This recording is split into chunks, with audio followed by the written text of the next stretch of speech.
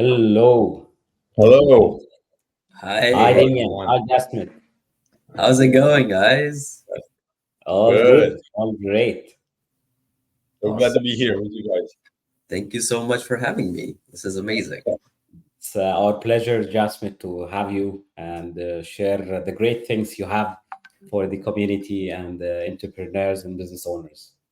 It's always a pleasure to talk to you guys, and we've known each other what 2 years now, almost. So it's always a pleasure. Yeah, I think more than 2 years. Maybe Yeah, more. Maybe more. Time goes fast. Time flies. Time goes really fast. Yeah, almost 2 years now. Always a pleasure. perfect. Amazing. Amazing. So let's start with the quick introduction about Kogya.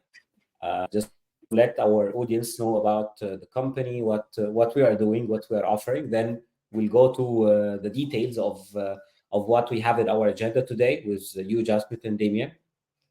Just to give you a very brief introduction about Kugya. Kugya is a one-stop shop for entrepreneurs. That's simple.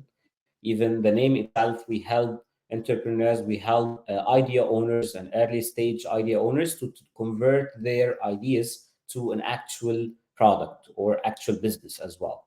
It's not only building MVPs or just doing some sprints or development for some applications and products, but as well the operational side of running a business by our expertise, by our partners, providing an ongoing collaboration, ongoing consultation and advisory for our clients. That makes the full value of making your idea a successful business, not just an application or a product. That's in a nutshell. People, please, if you would like to know more about Kugya, you can just copy, check the website on our company channels on social media, or just Google it, kugya.com, COGYA.com. So let's move to the important thing. Let's know, Jasmine, please, Jasmine, tell us and tell our audience who you are, what you are doing, what are your backgrounds. Okay. Wow. So a lot of background. So I've been in hardware and robotics for about 15 plus years. I started off as a student and then went on to do self-driving and humanoids. And then I started multiple companies within that space, including India's first tech maker space. I was pretty much selling products to everybody who's making something related to robotics or IoT or hardware in India, including Amazon, Nvidia, their R&D units, universities, everybody. And then I moved to Canada, and I wanted to focus more of my energy into investing in startups rather than building them. I got Mhm. to a point where I was like, oh, I think I need to. I find this more exciting, and I want Mhm. to build that ecosystem. So that's how I kind of ended up there. And how I know you guys is you guys helped me execute incubator program, which is where you guys were the product specialists. And so that's why I was like, oh, I was like, these guys are doing perfect when you started Kogi. I was like, oh, this is perfect for them. Uh, you have the technical expertise, you have the business expertise, you have the pitching expertise. So I was so excited to see when you started Kogya, and it's been amazing to be a part of the team a little bit. Thank you. Interesting. I think we have a surprise at the end in our talk today. Damien will share with us more detail about it. It's a very new and unique tailored program, or we call it Launchpad. Damien will talk about it at the end. But let's start. Damien, I think you have the first thing and thought in your mind to ask just about. Yeah, Please just go ahead. jumping on the other adjustment. We have like the same. What we appreciated is like the same global mindset, and one thing that matches all together is like contributing to this community, entrepreneurs community, and launching. So that's what gathered us. So yeah, so the this is the first series the Koga Go Big series. We're going to that's the first one, and there's the upcoming. So today we wanted like to start with like starting what are in this new era, new our in our days, like we got shaken by the COVID, we got shaken by the investment that are slowing down. How do you like start a business? Is the good time to start a business, and how do you get funded in this new like era? So that's why Jasmine is the best guy to also guide the entrepreneurs community, to give some tips and see how like the visions of all of us in this time. So we know that it to be very optimistic. So what do you think in this era, Jasmine? What's the silver lining to take from this time right now if you want to start a new business, instead of like, okay, I should do it, should not do it? We have the answers because we're optimistic, and I'll let you answer that. Yeah. That's So definitely, it's always a good time to start a business. I feel like if you have the motivation, you will find a good time to start the business.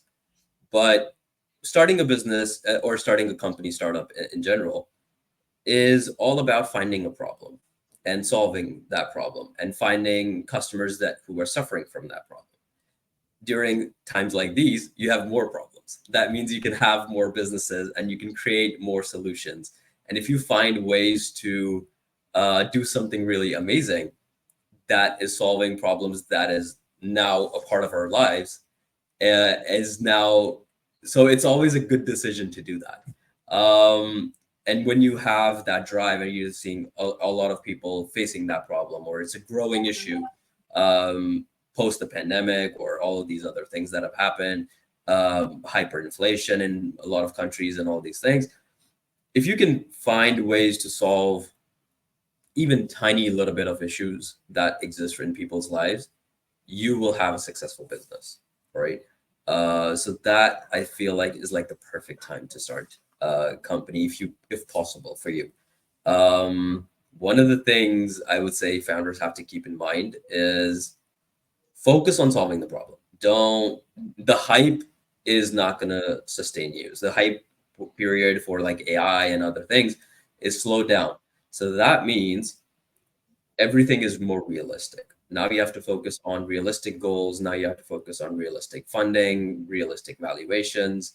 So that's good for founders also, because if it's not inflated, suddenly you don't have more stress to your life. You don't have more bigger milestones to achieve in a short period of time, because bigger valuations usually come with that kind of stress also. So that makes it a good time to be a founder who can sustain themselves and work constantly and improve and scale a business, maybe linearly a little bit, and then go exponential in a couple of years, instead of thinking, oh, I want to build something that's $1 billion business right in 6 months. So for that, I think it's a great time to start a business for sure. Yeah, you're right. One word I liked is like realistic. And we were like the past year, some like valuations, you were right, like business model. We're starting like it was like Disneyland, I would say on some times. And now it's going like be realistic, pragmatic, more the feet on the ground. And still, if you answer a problem, a real problem that's on the market, the traction will be here. So it's just, I think the thing is to get out of the scarcity in the situation on what's going to be next. But when there was hard times, always good times come. It's just a loop. It's just an infinite loop. So that's what, yeah, to get it and to jump on what you were saying is that to continue and get out of the scarcity. Because if you start, I think starting now is also a great moment to get prepared. Get prepared when the blast will be back. So that's also a good time to go. Yeah, Exactly. I think as well, I can add as well, during this tough time, it is a very good time for much better validation, which make all of us very risk taker, yes, but much more calculating this risk. If the time is expansion time in the economy, and the might be more mistakes will happen, but now it's no time to too much mistakes that make us much more curious to succeed and avoid to be over optimistic or over planning, or just without calculating the risk or calculating the business Right. plans we have. I think Absolutely. this takes, yeah, please. Absolutely. Yeah. So if you do something properly now, if you start a business that is running properly now, by the time market changes again, you will have a much better chance of much better valuations when that happens, right? Because you've made your business a lot better compared to somebody who has um, not as much resources or hasn't done the proper um, business model stuff that needs to be done, right? Mhm. So yeah, absolutely, I Yeah, so agree. broader, you're right. Broader is like taking the competitive advantage, not especially in your startup, but more broader, like in the economics. Doing it Yeah, right now is taking competitive advantage on what's going exactly. to happen next. That's true. That makes takes us to the next very important point. You know, this is the debate of when we start a new business, regardless it's during recession or expansion time. Is it correct and proper to have a very specific niche of the market, or we can think big and have everything and target much bigger base of users or customers? I would say it's kind of both. You have to figure out what is the current market and where is that market going in 5 years, 10 years? What does that look like? Having a long term vision as a founder is extremely important. Mhm. If Because you might not know when you'll have an exit. You might have a plan going in, but sometimes you don't always have a plan of what that exit looks like. So is this happening in 2 years, 4 years, 8 years? You don't know. Market conditions might change during that time. For example, if you're aiming to get acquired at a certain point of time, or you're building to something that might get acquired, at that point of time, if it's not a growing problem, you will not get acquired. You will not get the amount of exit that you want, or other competition exists in that space. So you want to make sure that you know exactly what you're doing now, and seeing, okay, this is an increasing trend. What are the things that may accelerate this to a point where more people will have this problem? Or how will this company grow in like 3, 5, 10 years, right? So I Mhm. think that's an extremely important view for a founder to have. Okay, interesting. That this could be like one of the mistakes, I would say, for some people when they start a new business. The product could be very attractive for a big or huge customer base, but at the beginning or starting a new business, it's very smart to select one of them. Even you Mm, have that plan to expand at a certain time, but the start should be focusing on one kind of persona or user type. absolutely, yeah. You can't just think about right now, because if Mhm. you're thinking about only right now, um, things might change, and things always do. For example, if you're in the housing market, real estate prices go up and down, right? Mhm. So you have to make sure, okay, what happens if this happens? So those kinds of scenario and strategy building is extremely important. Mhm. Making sure that you figure out what the world might look like Mhm. is very important for certain types of businesses also. For example, in immigration, Mhm. Canada has a lot of immigration, and other countries also have a lot of immigration things going on. If Mhm. you're in the immigration business, you want to know which is the next trend. What are the laws that are coming out? What are the uh, uh, acts, or what are the political conditions of the around the world that might influence your immigration business, right? Um, Mhm. so all of these kinds of issues are things that you should constantly be looking at, not what just one time in the beginning, but this is a constant process, I feel like. Yeah, so it's Mhm. like it's always the same rule when we say like in our daily jobs and all that. When we help entrepreneurs break down your problem, go to a special niche, but that doesn't mean don't look at your whole industry and the trend. Where is it going?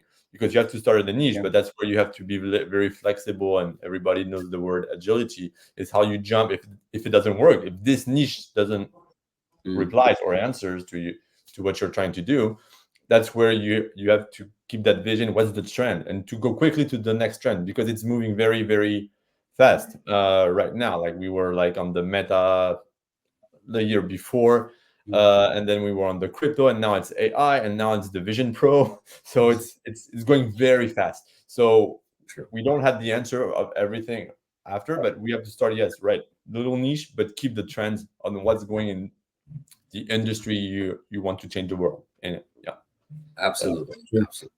I True. think Yeah. that each, yeah, and it's the that's where, and to get all that, I think that's now, like there's always this eternal question that I also like, and for me is really relevant right now, is like, do entrepreneurs, what do you advise them, like to go and to start continue like bootstrapping? I remember it's like starting your business, not getting funded, with few money, and trying to do with as few as you can to get your first revenue and get a sustainable business, versus, okay, I'm going to seek investors very quickly, just on slides, or maybe just with a quick MVP.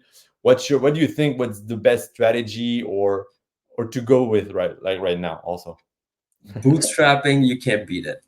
Because if you're bootstrapped, you are The hungry king of enough. the world. You know exactly what you're doing, and you can experiment with all your money. There's nobody controlling you, right? There's nobody dictating your direction. So not all businesses are fundable by like investors. Sometimes loan makes a lot more sense. But if you're in a high growth market where you are seeing something that's a growing problem, and then you might be venture backable. Otherwise, angel investors and PEs exist for all different kinds of things. Loans exist. So the funding avenues might change. People think of this as like, oh, maybe angel and VC investment is like the only route for me, but not specifically for all kinds of businesses.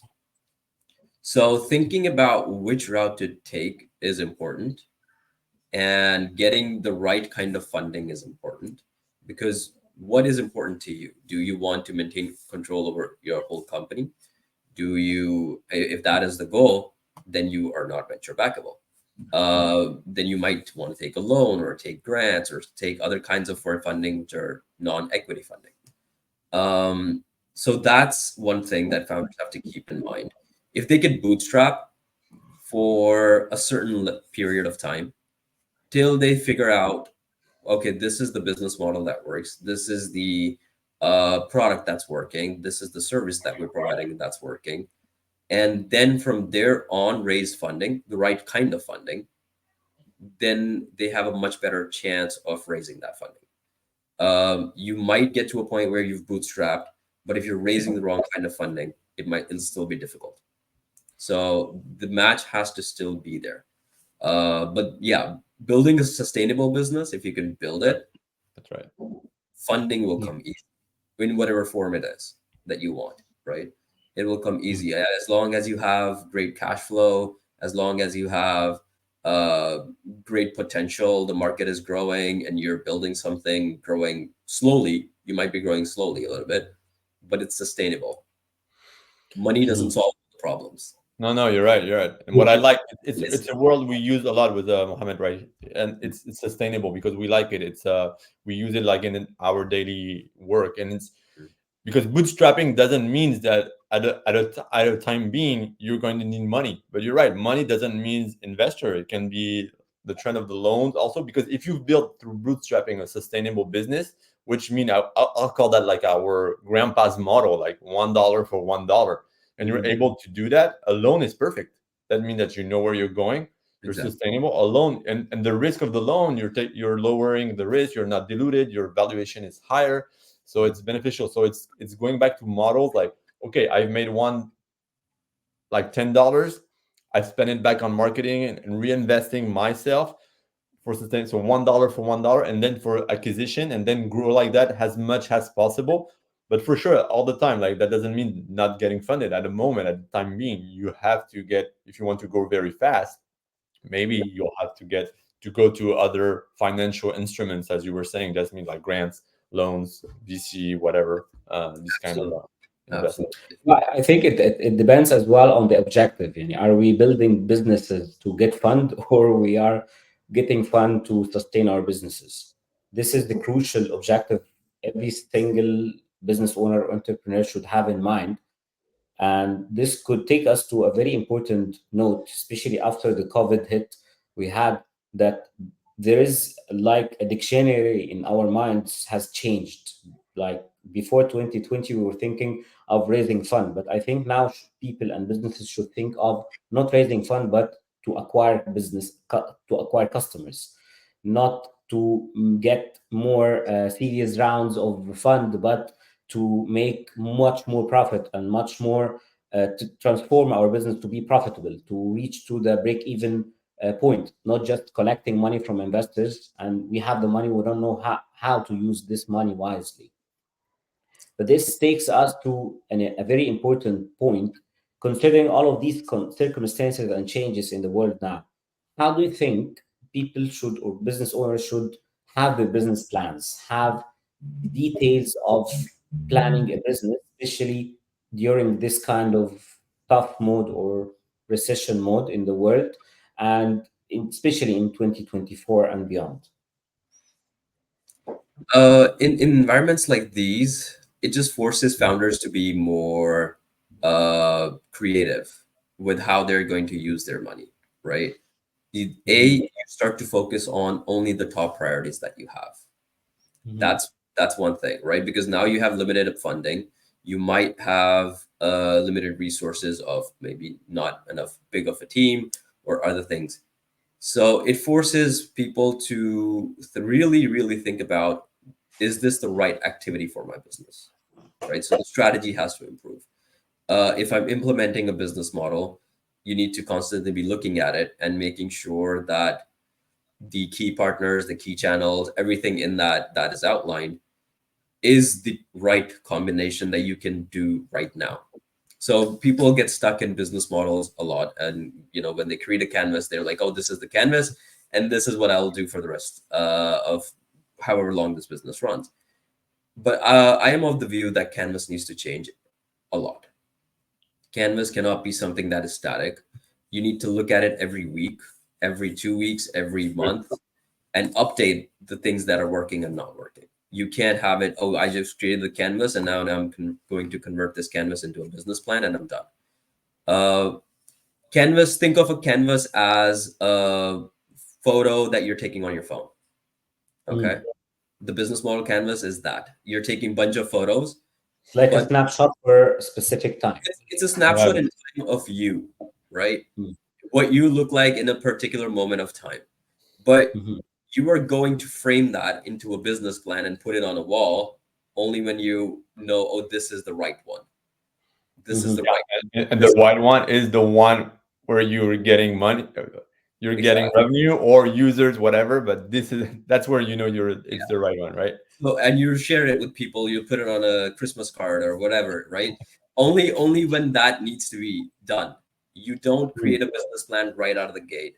You Yeah, do a lot of experiments on the canvas before you get to that. So take a bunch of pictures, figure out which is the right one, and then implement that. Continue to implement that one, right? But very that also changes every 6 months, every year. Yeah, very Mm. interesting because like there was a period being like 10 years ago or whatever when you're starting like this business model canvas, lean business model canvas. It was like you were doing in it and you were thinking like or even like when you have incubators helping you to put it in, it's like okay, you put it in and now that's the plan. And what's interesting that you said is that right now, let's say, okay, if we have to change it like every week, let's do it. Let's do it, guys. So that's very interesting input you gave here. Not stuck. It's a picture and yeah, so it's one of the tip I get like right here. Like you get your money, yeah, change it, break it until Yeah, it things works. might change. Things might change. New laws might come out that you were not expecting. Yeah, that was For Yeah, true. example, for the cannabis business in Canada, it like really took off when the government said, "Oh, it's legal now," right? And other businesses suddenly become legal. Crypto, people were struggling with crypto initially, and then governments started to take a look at it seriously. Some governments have promoted it. yeah. Um, that just changes the kind of business that you're doing. So in the location that you might be at, or your circumstances might change, your partners might change. If you have a partner, their business shuts down. Now Yeah. you're left with nobody, right? So you have to have backups and all of those things. So it's constant creation of figuring out, okay, what is the right model for me? And then when that starts to work, You're you right, and it's also as you were saying because the I know that for example you were saying like partners or your providers that you have on your business model Canva like the years before like the SMEs were shaked also and you were not so you needed like your plan A plan B also on your not to have there's also the bargaining powers of the suppliers and all that. But what happens if it doesn't go? I've put it like one partner, one supplier. No, don't stick to it, because they were also shaken, so they can play with the price and all that. So that's very important. You're right, to have all these plans or switch it, or be, that's what we were saying before, like keep it up to all these trends and see Absolutely. what's happening on your market. Yeah, and yeah, I think as well. I yeah, think as well the business plans should be taken into the form of the validation part, business canvases or whatever theoretical business plan. At the end, you're having some hypotheses in your mind, but you're not 100% sure would this work in the market or not. That's why we're always advising our clients building products and services for your clients, not for yourself.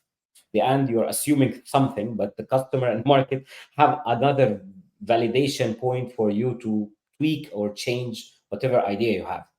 Yeah, oh, and that's absolutely, your absolutely. tagline. Don't fall in love of your idea, right? Yeah, Absolutely. the Don't fall second in love rule. with your product also. Rule number Yeah, two. you might not. So hardware founders, I see this a lot because hardware founders is like the most people kind of people that I interact with. And I'm being a hardware founder myself. We get stuck in the fact that, we've built this and now people will find it cool and then they'll adopt it.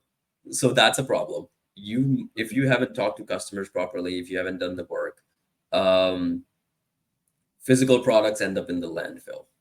Software products you can change, keep on changing, and you can iterate and you can improve them over time, or even pivot, even if it's a big pivot, right? You can do that software, but with hardware it's hard to do. Yeah, right. So keeping user adoption in mind is extremely important for any business, but for specifically physical items like cosmetics, it could be robotics, it could be IoT, it could be food Yeah, businesses, anything physical, yeah. right? Like Yeah, semiconductors, all these kind of deep tech. Yeah. exactly. What you mean on that is like the ideation part, or what we call in our business like ideation part, market research, Mhm. customer analysis. Like you mean like in the hardware industry, you have to put even more efforts on that stage, right? Because you cannot Yeah, break it. A software, you're right. We agree. You can break it very quick. So that's why we right. want entrepreneurs to go quick. When it's a software industry, a SaaS platform, an app, whatever, an MVP. It can be like have to go as fast as possible because it's easily breakable. What you're Yeah, saying here on the hardware, all this first part has to be very more thorough, right? More. it has to be. Yeah. You have to not just think about the market itself. What you have to think about the problem that you're solving. Does it actually need robots? Right? Mhm. First off, is like forget about building the robot. The problem that you're solving, does it actually even need a robot? Is there other ways to solve it? Are there easier ways to solve it instead of building something that's cool? Um, Focus on actually solving that problem. It doesn't have to look cool as long as it works. Cool does need come into play if you're targeting maybe B2C customers, but in B2B environments, you don't really need it to look cool. It has to do Uh, with. Yeah. so yeah, so there's figuring out which environment needs what kind of combination, which kind of user will be your user and customers can be different. And a lot of Yes. founders don't think about that. Somebody who's paying for it might not be the person who's using it. So keeping that in mind, talking to both customer and the user is important. So yeah, so in hardware, those are like extremely strong considerations. Yeah, that leads me what I wanted to ask you, like in for you, like what's so right now, what sectors we know we talked about you're kind of global, but you have a next really big expertise in hardware. But what sectors are, I would say, recession resistant, or the time being right now is more favorable, or is more resistant? What's your trends? What the trend you see on that one?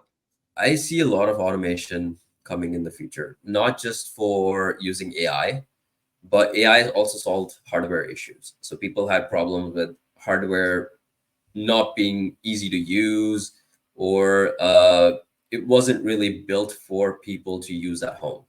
It was built for engineers by engineers, right? So it was usually deployed in B2B environments.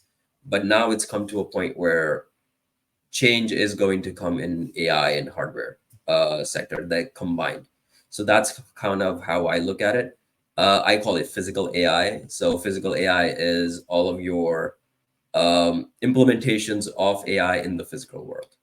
And And there's a huge manufacturers in the US right now. There's all the big ones are building manufacturers for building chips for exactly. AI, right?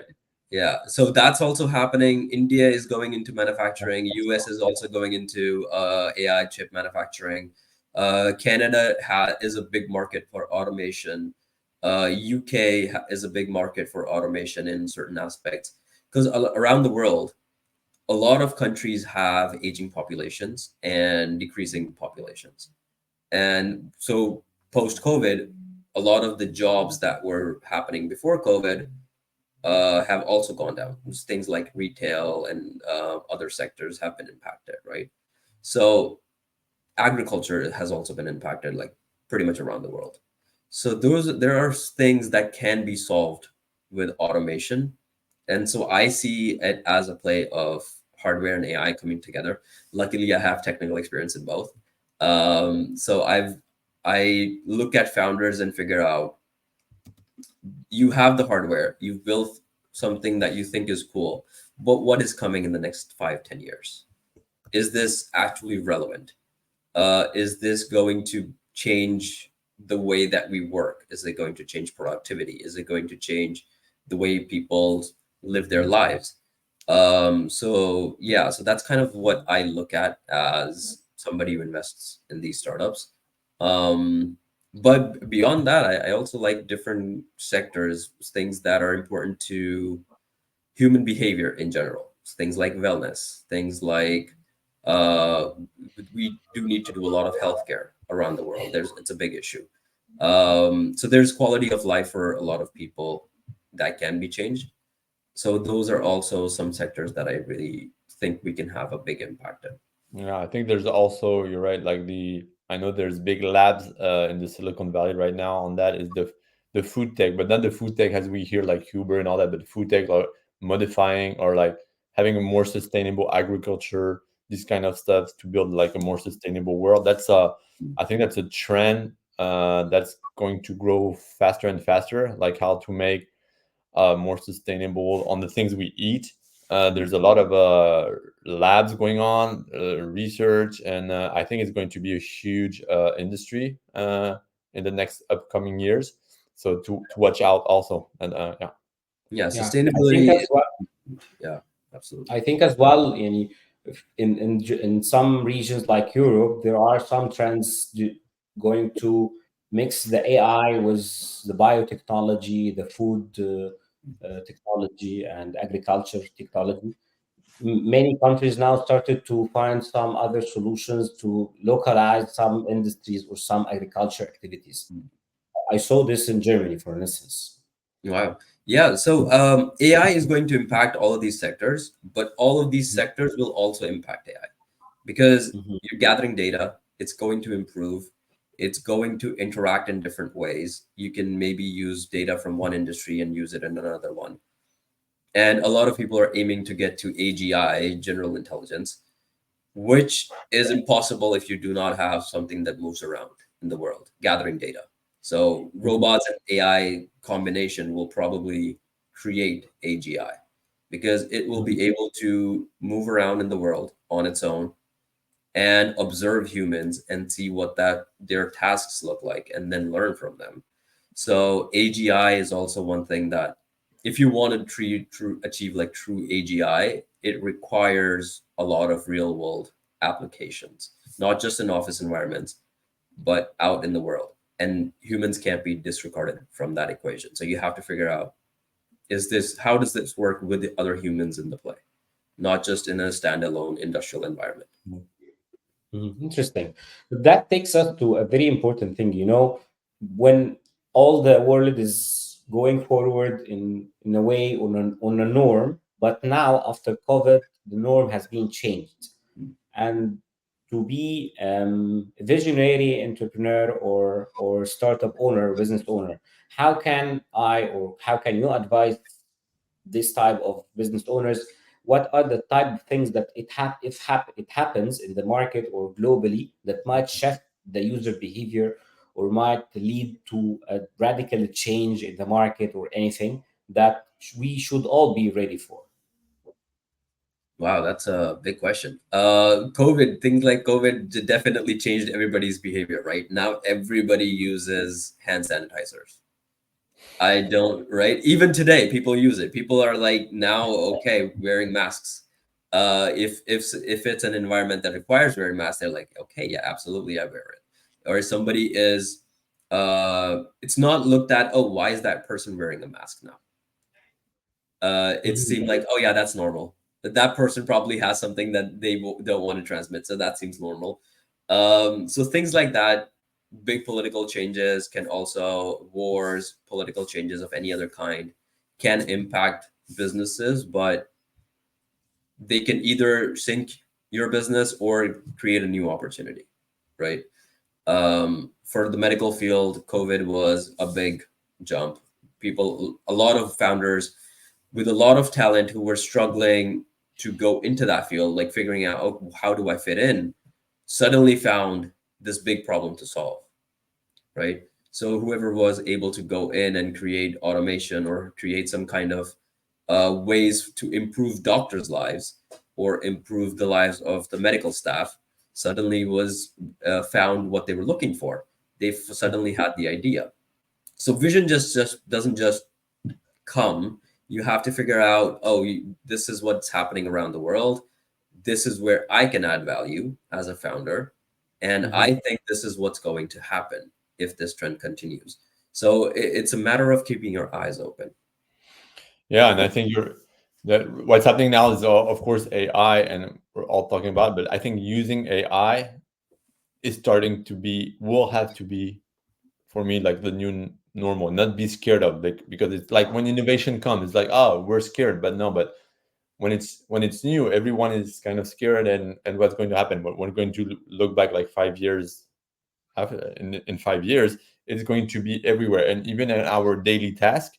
If you're resistant to like using or think of the work of a copywriter. A copywriter, they're all when it started and came, like it all scared all the copywriters. But what I Right. was saying with the people I was working on, the marketing team, the copywriters, don't be scared. Use it, leverage it, go faster, do more. That's innovation. These tools will help us, and that's the new normal to Exactly. go faster, do more, maybe be more on the analytic part, like the vision to talk about it, like and put the foundation and maybe think more and all the things that were just like writing a 500 word article, which is now you can do it in a snap. True. It's like it's putting your input and your vision and maybe like reading more, putting more intellectual stuffs around it, and that will help. And so leverage these tools. That this new that's the question of the Mohammed. Like, what's the new normal? New normal will be all that. Like same thing, using all these tools and all that. That will be also the new normal, and not being scared of it. That's my opinion. But Absolutely. Absolutely. Like think of it this way. Think of the accounting world, right? We used also, to have people doing accounting on paper and registers. We had ledgers, we had actual ledgers and registers, and it was somebody's job to write that down. And then somebody would check it, and then somebody would say, okay, that's a mistake. Go back and do this. Then came computers, right? So came computers. We had Excel. We had then came Tally, and then came all of these other softwares that kind of just improved the flow. So the same thing that happened to going from paper to computers is the kind of thing that we're going to see with AI. So now it now less people are doing the same job. You need less people to do the same job. People Mhm. who are keeping up with what's the latest technology will be able to use it better. Efficiency increases. So definitely there is going to be a similar sort of change. And also, like I said, we have aging populations in a lot of part of the world. That means we have the jobs, we have tasks that need to be done to run the world, but we don't have enough people to fill it. New workforce is not coming. So you need to automate a lot of that task, right? So you need to make sure that the boring stuff that the AI can do, let it do it. Don't worry about it, Right. right? And I So think it's about like leveraging the human being by learning knowledge and all this, and we have to leverage ourselves on exactly, learning Yeah. more and new stuff. And yeah, exactly, exactly. Don't I think focus on the strategy. Focus on creativity. Focus on other things that you can do true.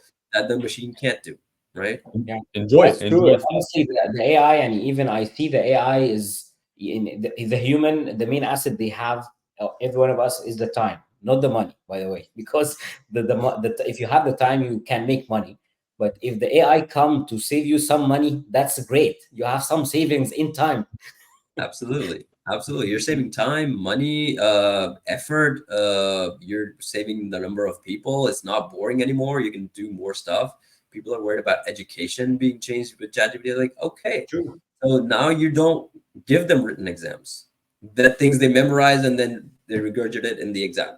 Those exams are gone. Now you find out what they actually know. Do oral True. exams, do other kinds of exams. So there's all this change that will happen, will create something, a new way of lifestyle for a lot of the countries, I feel like. Yeah.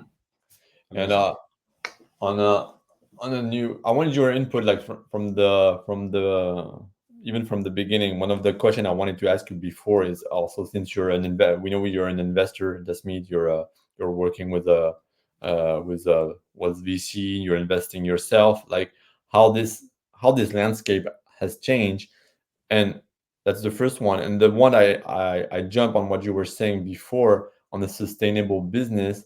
What's your, I'll let you answer the both. Like, what's your reaction right now, our days versus before, when you receive a pitch deck with this business plan and you know that there was this break-even point, all the break-even point were 3 years after, and you were like, okay, but you knew, you as an investor, no, it's the break-even point is not here. In the best case scenario, it's in 5 years. And Right. now, but it was fine. Like a few years ago, it was fine. Okay, let's go. Let's still put the money. We'll see how it goes. Pre-seed, seed, and it will go. Now it's getting tougher. That's the conversation we had before. How do you react now when you see still like, okay, break-even point in 3 years? Do you say, are you more tough to invest? Like, okay, now that we know the reality, or how do you react now, our days to that? So, yeah, so in times like these, like I said, valuations become more realistic, which means you are judged a little bit more harshly. Are you actually, are these numbers even possible or not? Luckily, in the hardware space, that's been happening for a long time. Nobody touches, most investors don't touch hardware anyways.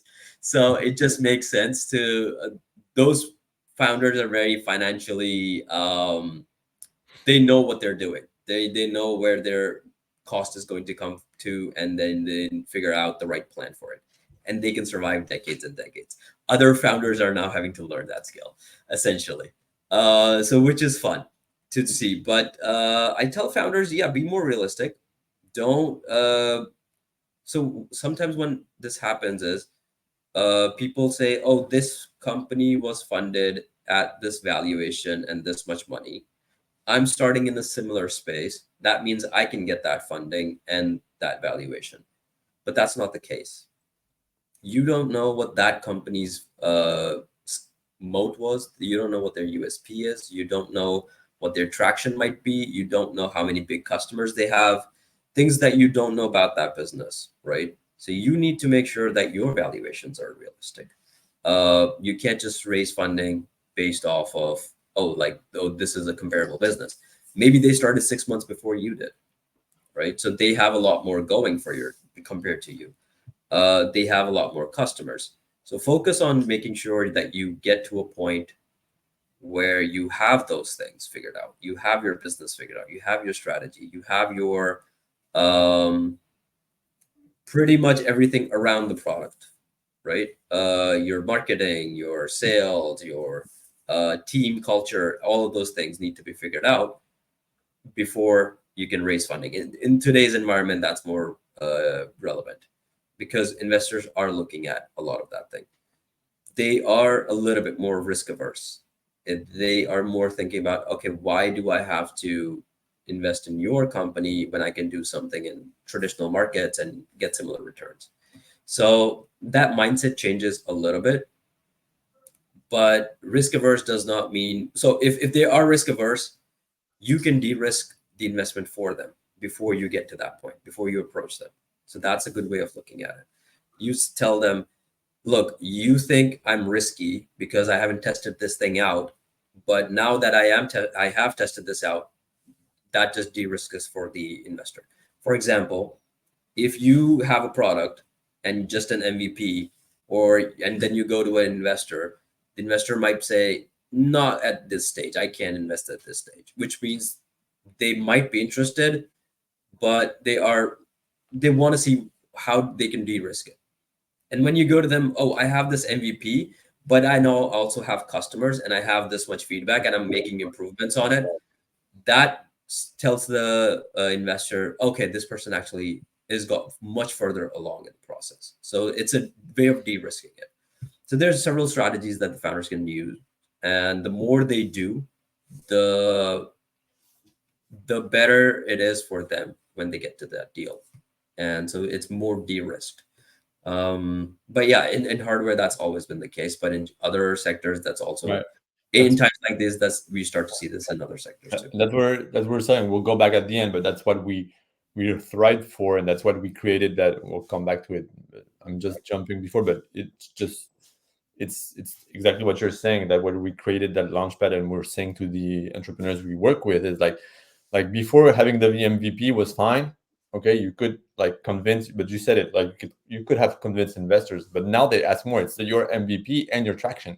Mm-hmm. So the Yeah. MVP is the real minimum, I would say, not viable product, but also minimum, I would say, investment asset you must have Yeah. to go and raise.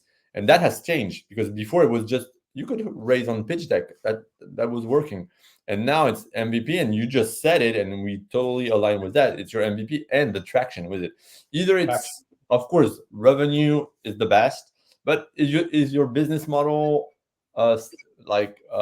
sustainable and also feasible, understandable? If it's just users, but your plan is to convert these users in money after that, that's fine also. But you have to show you have users or money or traction or first sales. Yeah. So The main thing is just to confirm that your solution is solving a problem. You're not having a solution and looking at a problem. true. That's the main thing. Yeah, Yeah, that's that's the main true. thing. And in terms of traction also, you need to make sure that you are sustainable. Like I said, money doesn't solve problem. It's going to accelerate everything that's wrong in your company when you Mhm. raise funding. So True. if your culture is not right and you are not hiring proper people, then the people that you put in charge for hiring other people will also hire wrong people, right? True. So if your business model is not working, if you raise more funding, you'll continue to make the same mistake. Let's say your marketing is bad, you'll do even more worse marketing with more money. So those things need to be figured out first. Money is going to come in a little bit later in markets like these and times like these. It'll start to pick up. I think by the end of the year, it'll start to pick up a little bit, where we will see a little bit more, a little less risk averse nature from investors. But this is just in general, you need to have this. Doesn't matter when you're raising, if it's an economic downturn or not. You need to make sure that those things are taken care of before you raise funding. Yeah. Interesting. I think this takes us to a very important skill and challenge at the same time, which is building resilience. Hmm. How do you think in this uncertainty we have all around? I'll give you a little example. Some people, when they have their business plans and business models where they live in some cities that might have some natural disasters or some troubles, no one was imagining just in 2019 that there will something come and hit the whole world. Mhm. But now it's very normal that when we do any business plan and any strategy, that might there is something much bigger than all of us that affect the whole world. So how the resilience could be affecting the business, or how the startup owners and entrepreneurs have this kind of skill and this mindset to manage their business during the uncertainty mode we have? It definitely comes down to the founder, right? In early stages, especially if the founder is an optimistic person, has a proper goal in mind, is keeping that in mind, they will do everything that they can to make that business succeed. So it, and you kind of have to be a little bit crazy optimistic to get to that point. You have to be like, I will do this no matter what. I don't care if I raise funding or not. I don't care if I think this is a big enough problem. I know I can solve it. I am undeniably the right person to solve this. And that kind of attitude and confidence level is definitely required, which is why early stage investors also look at the founder, because that's important. If this person is not going to survive, or is going to back down and not try at the first sign of trouble, he's just going to leave, then that is a bad investment for the investor, right? So I Mhm. also look at that. I have a background in a sort of a nerdy inclination to psychology, which is how I sort of became a dating coach. But that's another I story. was saying you're global. All your skills. Yeah, so that's a different You're story. adding something I didn't knew. That led me into that field, but I use that as a way to figure out, is the founder the right kind of founder? Will he do anything to make his business successful? Because founders come from all different backgrounds. They don't have all the knowledge in the first moment when they start the business. They might only know the product, they might be strong in marketing, they might be certain things that are outside of their field of expertise. But that willingness to learn and optimism is extremely important, Yeah, right? and Because I think also the optimism you're saying, like it's related to how strong they believe in their vision, in their product, and what they want to build. exactly. So you have to constantly make sure that, hey, I will do this. We will survive this. There, we will figure something out, right? When we're doing this. So that's extremely important. So that's how I But look I at it think sometimes. optimistic, they're realistic optimistic as well, Yeah, because if we have this resilience in the mode of falling in love in our ideas, that will make us fall in absolutely. the trap of failure. But we have to think about the business itself, because we might shuffle and pivot the whole product and service, but at the end, the entrepreneur or business owner should have the plan or the vision for the business itself, not the service or the product. Absolutely. Optimism in what the business will become, realistic Yeah, in what the business is right now. Let's just put it that way. amazing. Yeah, Yeah. Right. I think that was kind of the end word because I don't want to be the timekeeper, guys, but We're I think doing so. we thought we were at home and in the couch just chatting Yeah. together, but we had to go. This is I awesome. think we can check if there are some questions. If anyone would like to ask us in the comments, please, guys, feel free to ask. We can take your questions. Um,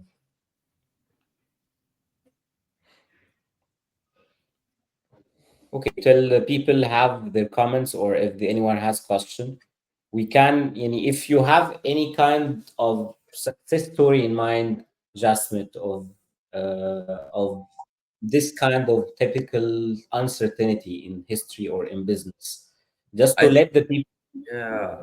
I think have it. the most well known one is probably Airbnb from like 2008. Remember when Mm, that we had a bunch of inflation issues happening at that point in time, so Airbnb came up with a solution, and they survived and they thrived. The So if you can survive during a downturn, a lot of founders who were struggling before the downturn, who couldn't sustain their businesses, those businesses shut down during COVID, right?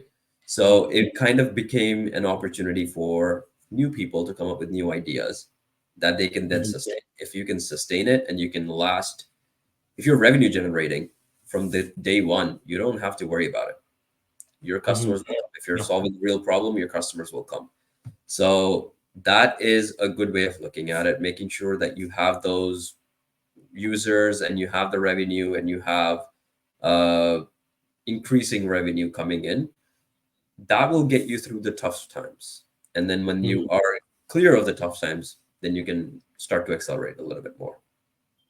And Interesting. you're right.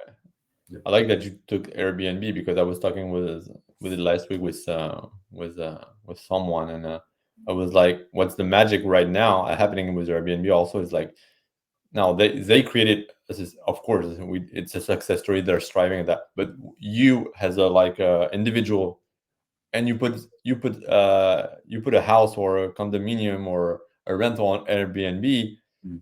you generate almost revenue from the day to another because they Exactly. become so big. So so you're doing a business on what they innovated in, and then you're able to, you as individual using their platform to generate revenue from the day to another. So it's a huge loop that has been put it in place with Exactly. sustainability now on it. Yeah. Absolutely. Interesting. Absolutely. And So we have a question on the comments. Someone is asking about starting a traditional business in the food white label food products. Mhm. Any suggestion on how to address or apply solving problem concept of value you discussing in the beginning? uh food businesses, there's a lot of competition for sure, right? Mhm. You have to have a differentiator of some kind. You have to figure out why are you in that business in the first place? Because when you figure that out, all of your marketing will line up. Everything that you tell anybody, whether it's in a pitch deck, whether it's in a marketing campaign, whether it's on social media, everything will become clear if you know why you're in that traditional business. If you're disrupting that traditional business, that's even better. Like then you can do other kinds of things in it. But if you're still following the kind of business model that exists, you need to know exactly why you are in it. Yeah, and how I think Because in that's all the the business, you always can find where you can be different. Mm. Where can be your company, even if it's a sustainable business, how you will come. Is it through you're going to be maybe different with your marketing, as you were saying, or with just one little thing? But I think you have to figure out, even like white here, the question was about white label, where like it's what Seth Godin called it, the purple cow. Mm. Find your purple cow in it, like in that way. So I think that's a thing to start, like to in a nutshell. We cannot go Yeah, deeper. absolutely. You have to figure out why you're in it. If you are not doing that and you're in sort of a traditional business, then there is no differentiator, right? Mhm. You are the differentiator in that business. Yeah, right. So you being motivated enough is going to determine everything else. Your team, the way you do things, the marketing, the strategy, everything is going to be different based off of why you're in it. Interesting. We have another question. How do we navigate loss of trust from investors, especially from angel investors? Loss of trust from investors. Oh wow. That is hard to gain back. If they've lost trust in you, that is hard to gain back because angel investors are probably the first investors that you get, Yeah, right? and they're a lot more emotional than VC. They're just not on. Exactly. Angel investors are investing in you because they believe in you. Yeah. So if Mm. you've lost their trust, you have to go hard and prove to them that A, you're able to listen to their advice. B, you're able to actually do what you said you were going to do. C, that you are willing to bring them into the process. If that's what they're looking to do, if they want to be involved, bring them into the process. Don't be somebody who's not willing to learn. Don't be somebody who's not willing to listen to everybody. Um, those are some things, but yeah, your specific particular thing could be different depending on your business. But those are some steps that I would take immediately. Keep them updated of what you're doing. Send out a newsletter every day, every week. Like, hey, this is what you said that this is what we should be doing. We've now made that change and we're now doing this. And this is working, this is not working. We're trying everything out. So keeping them happy is equivalent to keeping your customers happy. If you're not keeping your customers happy, that's also a problem. Yeah, yeah, So yeah. yeah. But I think one of the values also in this relationship is uh, transparency and be genuine. Be just, yeah, don't hide stuff. Like, okay, even if stuff's messed up, transparency, be genuine. It happens, especially in the business. Is that we don't all have the magic ball to say. Exactly. So there's no worries about that. Everybody's understanding. If you're genuine, if you're I think everything will be aligned after. Yeah. Absolutely. Hiding doesn't work. No. Lying doesn't work. You have to be honest about it. Even if there is Authentic. failure, it's fine. Authenticity. Right? Yeah. Tell them Interesting. not just that you had a failure, tell them what are you doing to actively fix it. Right? That shows like you're not just giving up. You might actually be willing to give them money in some other return, in some other way. You might be pivoting. You might be doing something else to fix that issue. So make sure that you keep them in the loop. And that's what Yeah, I think as well. Yeah. Yeah. Go ahead, Damien. Go ahead. No, I was just saying we did a conference a few months ago with Mohamed, and we were talking about leadership. And one of the pillars we were doing during our presentation is trust. Trust. And trust all together. We are here around the table because I trust Mohamed. We trust all together. So that's why we're here. And trust with your investor, angel investor, trust is in, and it shows leadership trust also. Absolutely. Absolutely. 100%. That's very true. So I think it's time to our last announcement about the launchpad. Yeah, Ready? sure. So So excited for this. Can share what just to sum it up, and all our talk, also what we've done at Koga here, we launched. All what we said is we launched a cohort of a batch of a launchpad where we execute with the founder. So it's for early stage entrepreneurs, very early stage entrepreneur that has a digital product or ID.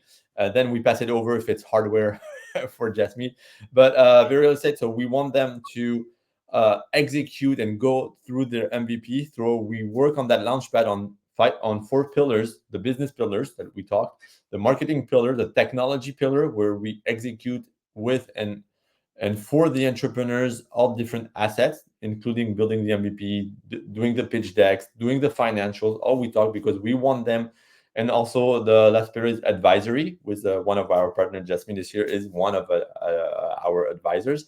And we want to take these entrepreneurs to their first revenue. So that's what the talk we had, like generating sustainable revenue. That's one our goal during this this launchpad, and getting their first pre-seed funding. So that's our goal. So to have this, it's not like before, just not with slides. So we come here with tangible services. So we're launching the first cohort, the first batch, the first sprint batch. So if you want to apply, we just you can apply and have question. You can just scan this code or click scan this code. You cannot click and scan this code. There's an application, and you just pitch our ID, and we invest in the startups until $70,000 for the entrepreneurs, and then we make them connect to our investor community, like Jasmeet VC community, and take them to the next level. So basically, we want you entrepreneurs to go from 0 to 1 as fast as possible in that launchpad. So if you're you can scan and put your application, and we're more than welcome to hear your idea. Yeah. This is so exciting for me. I love this. I've seen you guys do this over and over again, and putting it into a structure is awesome. I love it. Yeah, thanks for that. Thank you, Jasmeet. Thank you, Damien, for this great discussion. And hopefully we replied for all the questions we have. And we already, I see the comments on our channels. People are getting insights and getting a lot of valuable things from the advice you shared, Jasmeet. And let's have our next plans. We might have more discussions very soon as well. If our lovely audience and our channels have more further questions, feel free to share with us, and for sure we can prepare more and more talks for you. Absolutely. And I'm reachable everywhere also. If somebody has a specific question about hardware, reach out anytime. I love talking to hardware people also. And thank you so much, guys. I think we had fun. I hope the audience felt it. So that was a great first one. There's going to be upcomings Go Big series soon, so we keep the audience posted. Thanks. Thank you. Bye. Bye. Bye. Bye.